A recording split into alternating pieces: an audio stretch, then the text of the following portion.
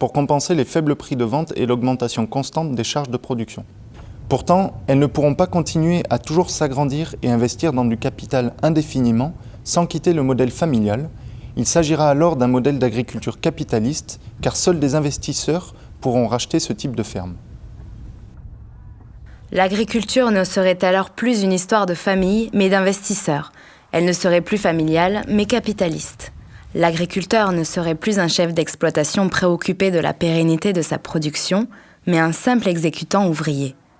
Le propriétaire, quant à lui, ne serait plus un agriculteur qui conçoit son activité sur le long terme en contrôlant les risques, mais un investisseur qui abandonnerait la ferme si d'autres opportunités plus lucratives se présentaient.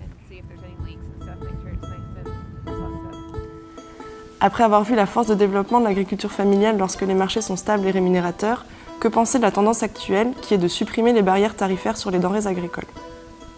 Dans chaque pays du monde, ces barrières tarifaires pourraient constituer de revenus fiscaux qui assureraient la stabilisation et l'augmentation des prix payés aux producteurs.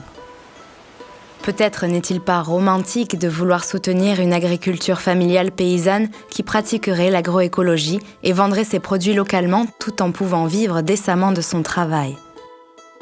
Peut-être s'agit-il plutôt d'une décision pragmatique que les acteurs du monde agricole, comme chacun des citoyens de la société civile, pourraient encourager, grâce aux politiques publiques qu'ils soutiendront. Une myriade de solutions politiques existent et restent à inventer pour soutenir l'agriculture et par là même l'économie dans son ensemble. Grâce à ces rencontres avec des agriculteurs du monde entier, nous avons pu découvrir la grande diversité des agricultures familiales.